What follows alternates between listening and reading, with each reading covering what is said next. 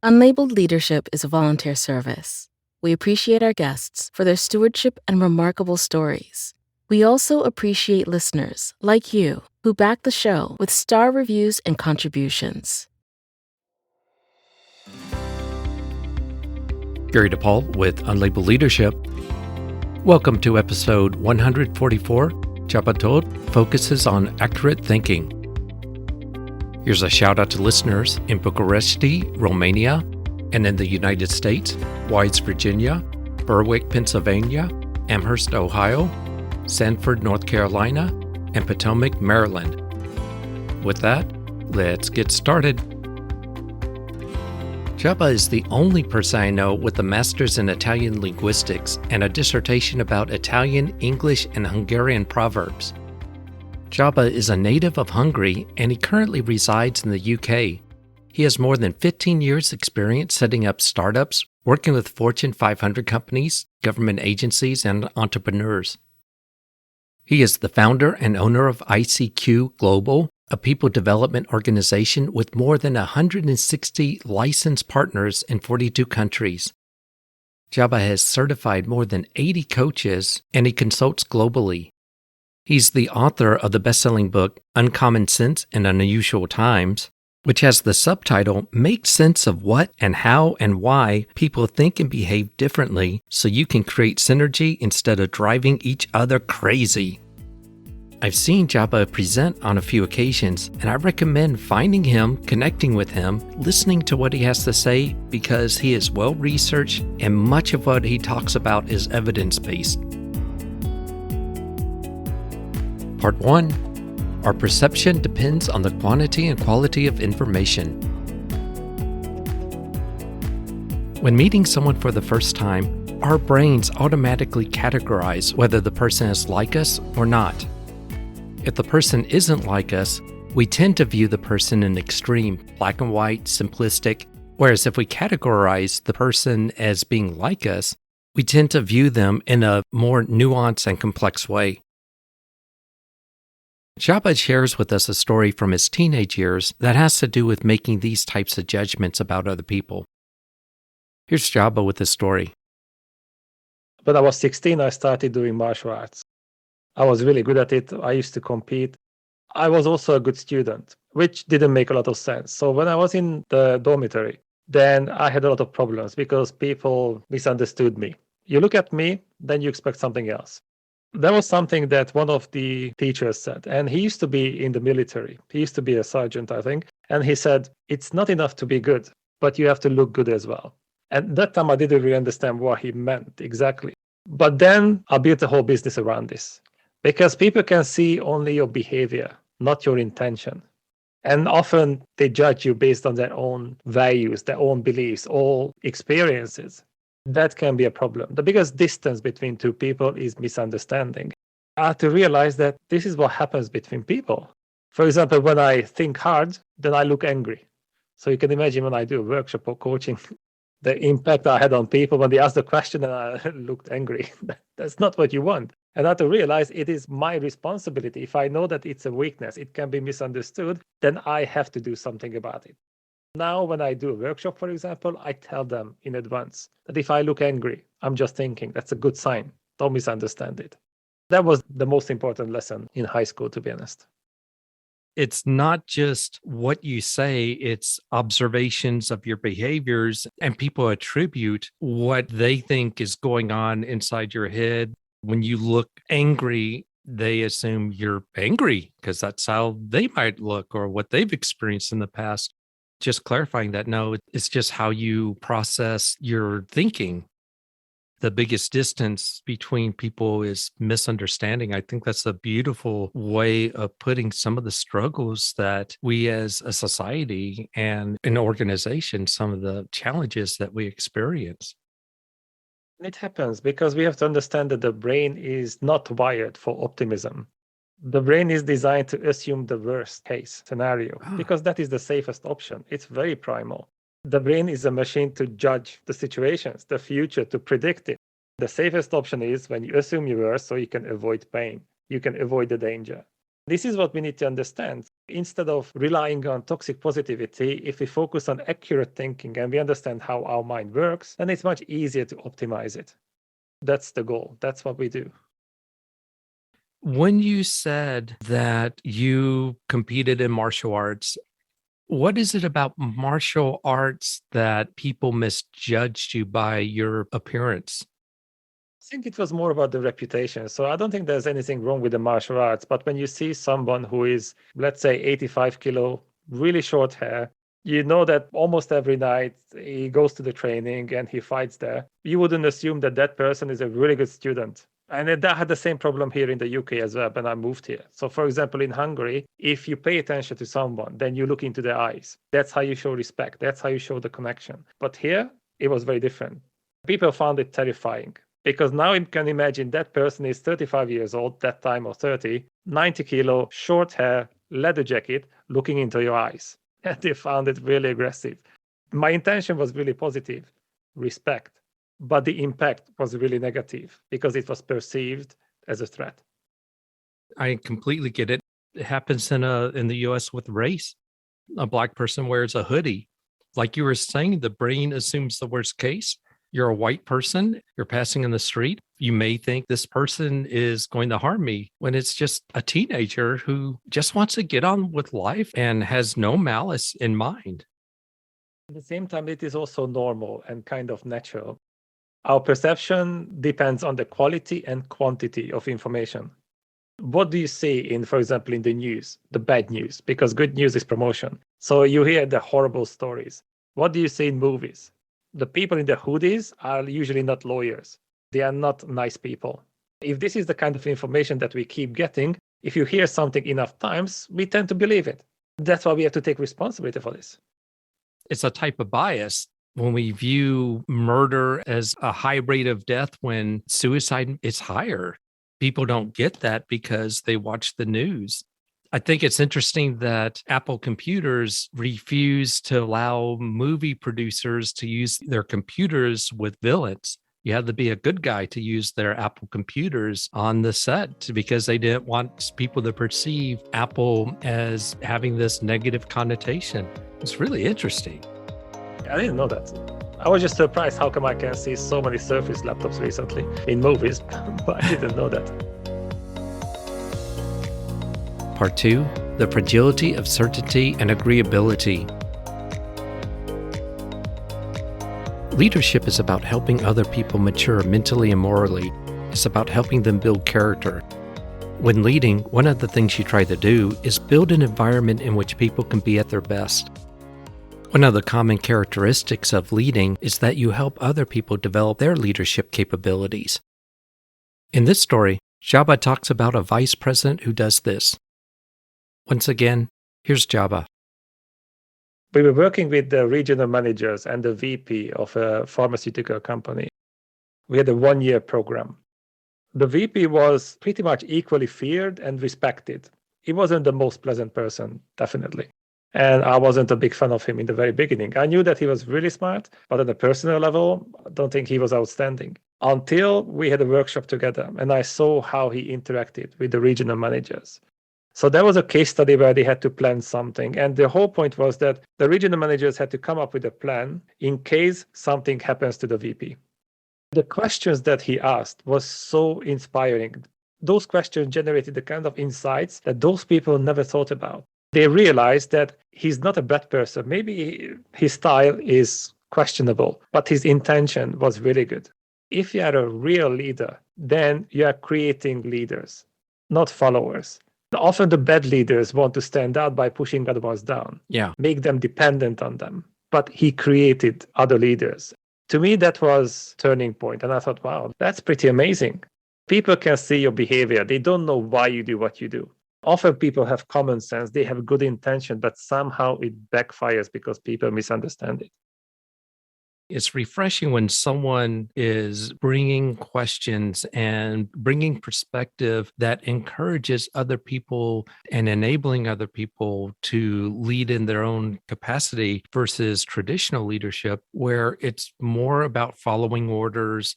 command and control and getting people to achieve certain goals, but doing it the way that you might think it's the best way of doing it. But if you enable people to lead, then you're giving them the opportunity to be creative, innovative. It actually makes it easier for you when that happens. This is the paradox of leadership, especially when we talk about the only layer of diversity that has proven benefit in terms of performance, which is cognitive diversity. Then it's a very difficult topic because when somebody disagrees with us, it doesn't feel good, no matter what. That's exactly where the potential lies for success or disaster. The problem with these dominant leaders is that under pressure, the people, the followers, the employees give away their power. They have only one perspective, exactly what they need the most. You lose the power of diversity. But if you choose to become a leader who leads with prestige, not dominance, then you can harness the power of cognitive diversity. If you can see the same situation from different perspectives, then you can make better decisions. That would be the goal. But insecure leaders need to control others. That is the most dangerous thing. I think it was President Obama said, at times of crisis, people hang on to guns and religion. People need certainty. The real question is, where do you get yours from? Is it coming from the outside, like a strong leader, a confident one? Is it a political party? Is it a national identity? Is it a way of eating? Is it a religion? Is it something else? If it's not coming from inside, then that's a really dangerous place because it's fragile. That's what we have to work on. Trust yourself, know who you are, and then you can tap into the power of cognitive diversity because you are willing and able to share your opinion, your insights, your ideas. Ultimately, that makes the situation better and safer. Not when we are hiding, not when we are trying to stay in the comfort zone. That feels good, but let's be honest, the world is changing. Everything is changing around us. Pretending that it's not is not sustainable. The gap is getting bigger between us and the world. Slowly, we are getting to a breaking point where you sink or swim. Would it make more sense to walk today so you don't have to run tomorrow? But that kind of goes against nature. Telling people to get out of the comfort zone is almost like just go against nature. No, your brain doesn't want that. Your brain wants to keep you there. Your brain wants you to hang out with people who agree with you, not disagree with you, because that's dangerous. This is something that we need to work on intentionally, because that is the safest option. There is no certainty in life. Yes, of course, a few things are certain, but their timings can be unpleasant. But in general, there is no certainty. So we should have that inside. For people who begin to accept the concept that there is no certainty, although it's very comforting when you have it, obviously, if you get to that point, does your thinking change? Does the way your brain processes information change when you're able to accept uncertainty more than you were younger? People do their best based on what they know. That's why we shouldn't criticize people, because maybe that's the only way they know to express their values and meet their needs. Instead of suppressing those, let's show them a better way of doing things. And yes, when I was younger, then I thought I was doing the right thing. That's exactly why I started my company, because I realized that, if you make a mistake and you hurt yourself, you get over it. It doesn't matter. But if you hurt people around you for years, believing that you're doing the right thing for all of them, and then you have to realize that you were hurting them, that is horrible. To me, that is the personal reason why I'm doing this. The corporate side is the added bonus. That's fantastic. But this is the personal reason. What if you're doing the right thing? What if you think that you are heading towards the right direction because it feels good, but it's not the right one? That is painful. And I did that. And that's why now I would rather want to get things right instead of being right.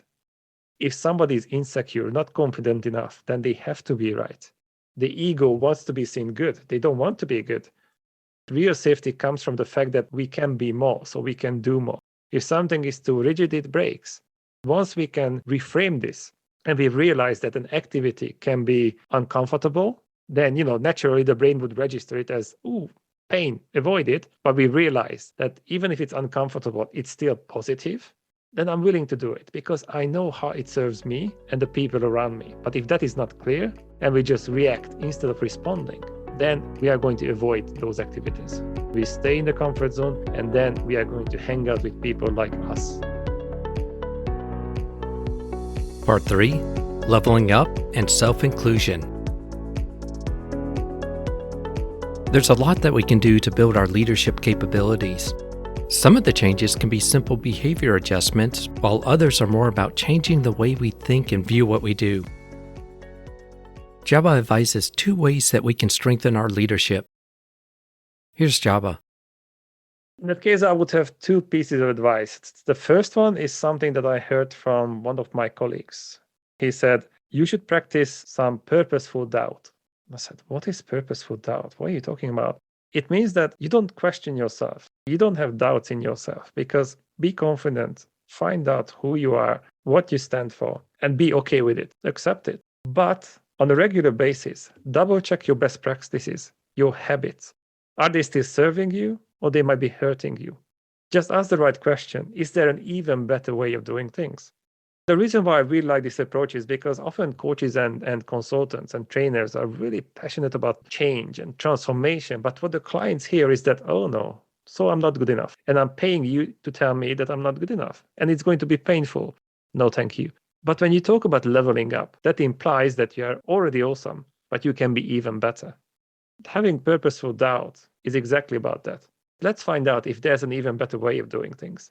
If there's an argument or disagreement with someone, then it's obvious that if I know I'm right, the other person is wrong. But instead of finding out who is right or wrong, why don't we ask a different question? Is there an even better way of doing things? Because if that's what you ask, nobody can lose. You can only win. If it's your version, great. If it's theirs, fantastic. If it's a combination, so good.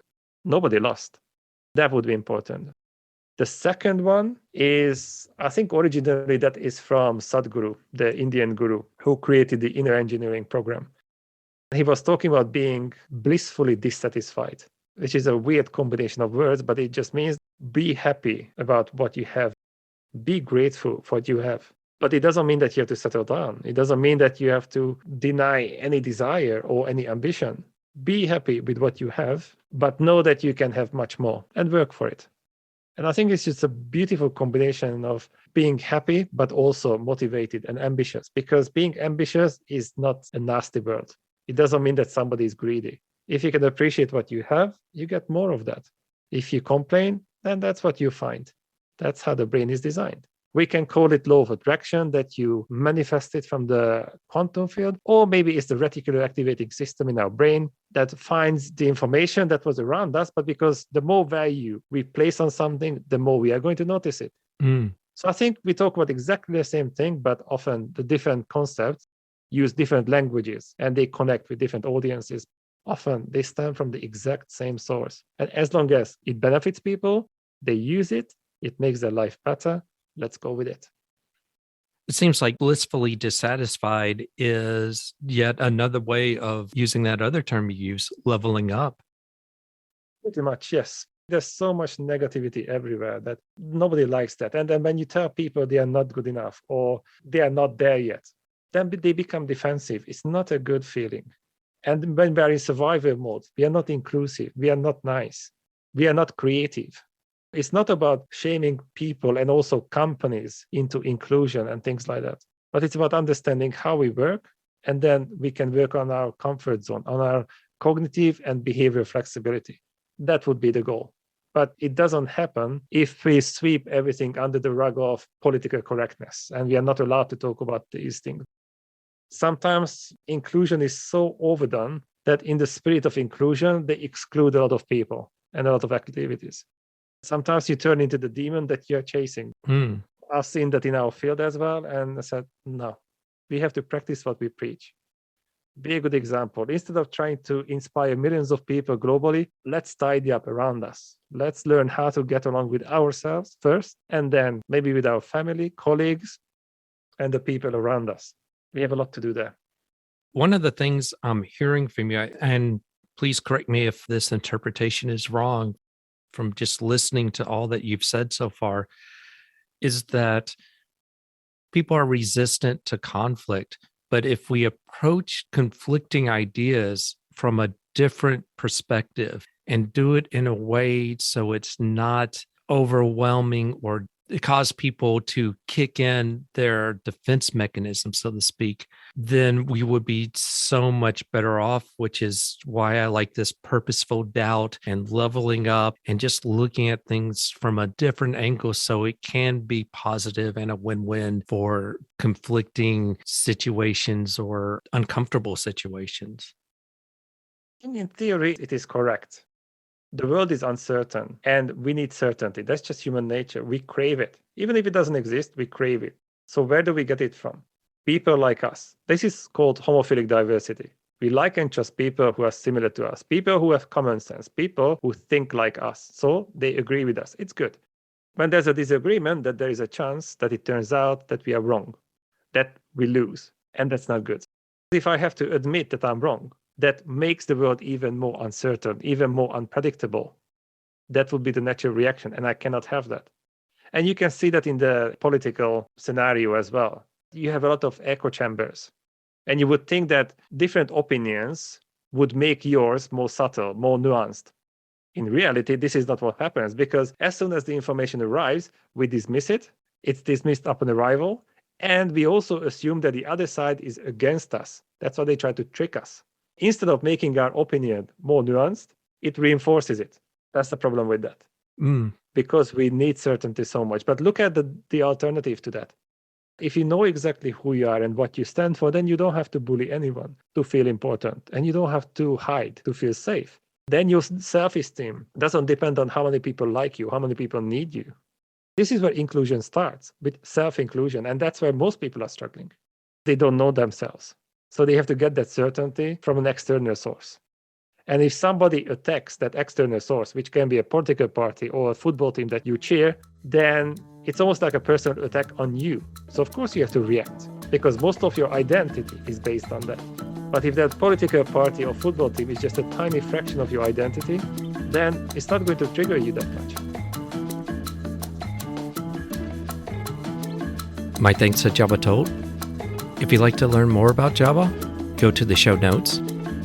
And if you have a question or comment, go to unlabelleadership.com, click the message icon, and leave a voicemail message for up to 1 minute. I'd like to thank those who donate to the show.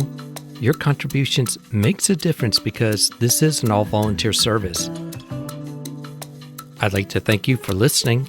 This is Gary DePaul. Until next time, lead on.